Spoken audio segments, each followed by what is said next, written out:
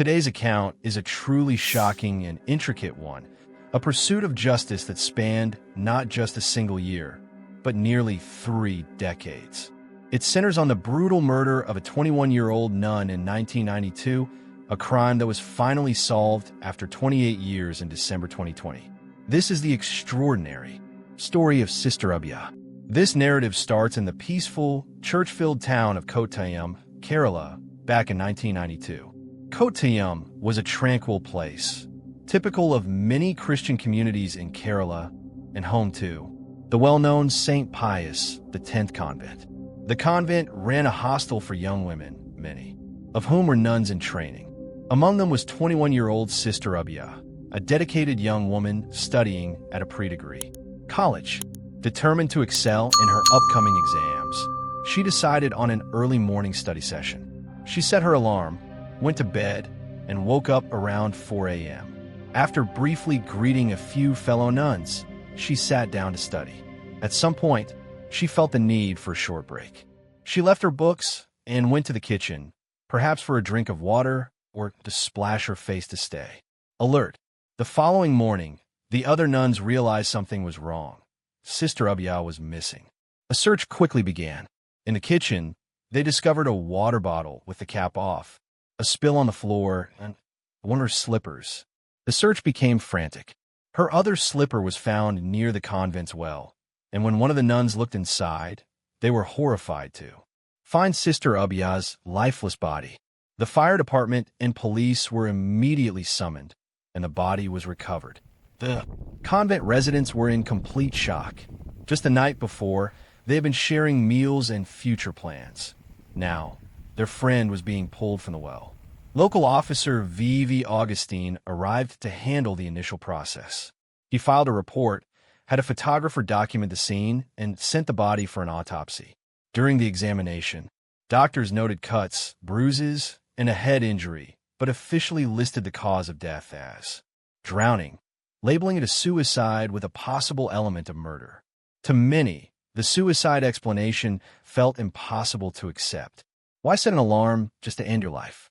The hurried, chaotic scene in the kitchen, the open fridge, the spilled water, the misplaced slipper, suggested a struggle, not a planned suicide.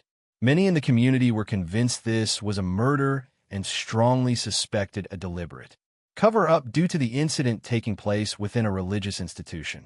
An activist named Jamin Puthin Purakal quickly formed a committee demanding justice. On April 16th, the case was transferred to the crime branch. After months of investigation, they released their report, concluding that Sister Abhaya's death was indeed a suicide. By this time, Abhaya had been buried and crucial medical evidence, including her clothing, was destroyed. Yet, the case was now a media sensation across Kerala, fueling countless theories about the true events. Facing intense pressure from activists and the public, the case was elevated to the Central Bureau of Investigation, CBI, and a fresh investigation was launched. Everything seemed to proceed normally until a shocking event occurred in 1994. A CBI officer, Verghese P. Thomas, held a press conference, revealing he was under immense pressure from his superiors to declare the case is suicide. As a result, he chose to resign almost 9 years before his scheduled retirement. The revelation plunged the case back into chaos, raising questions about the source of the pressure and the difficulty in solving the crime.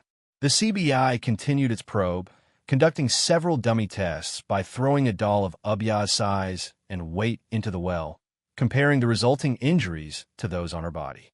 However, clear answers remained elusive. In 1996, 3 years into their investigation, the CBI submitted a report concluding, "We believe this should be treated as a murder case, but despite all our efforts, we couldn't get any solid results." The court rejected this conclusion, and a new CBI team was assigned. By 1999, 3 years later, this new team reaffirmed the case was a murder based primarily on medical evidence. A panel of 3 doctors re-examined the findings and identified several injuries that had been overlooked or unrecorded in the initial post-mortem report. It became increasingly clear that Abhaya did not take her own life. However, 7 years after the incident, the CBI submitted a frustrating conclusion.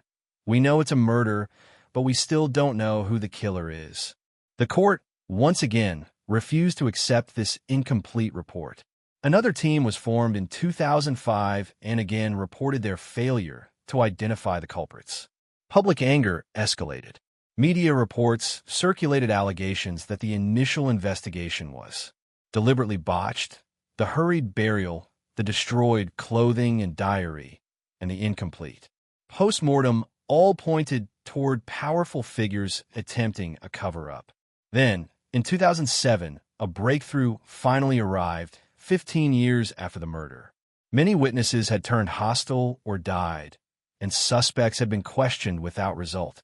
Out of nowhere, a new witness stepped forward with a key clue, an ordinary, small-time thief from 1992, named Adaka Raju. Raju admitted that he was at the convent on the night of March 27th with the intention of stealing copper rods from the lightning arrestor on the roof. While waiting in the dark, he witnessed something unusual, a priest, Father Thomas Cador, sneaking onto the campus, and claimed he also saw Father Jose Puthrakale and Sister Sephi. He questioned what a priest was doing at a girls' hostel at that hour. Raju was caught in a moral dilemma. Speaking up meant admitting to his own crime. However, after reading about Sister Abhaya's death, he felt compelled to tell the police what he saw. Surprisingly, instead of investigating his account, the police arrested Raju himself, fabricating a theory that he was the killer who panicked and dumped the body after being caught stealing. Raju was reportedly held for 58 days, subjected to torture, and offered bribes, money, a job, and a house to confess to the murder. He and his scrap dealer were pressured to cooperate, but Raju held firm to his honesty, refusing to lie despite the immense threats and attempts to frame him. His refusal to back down, the steadfastness of the petty thief, became a turning point. The CBI now focused on Father Thomas Cador and Father Jose Puthrakale as suspects.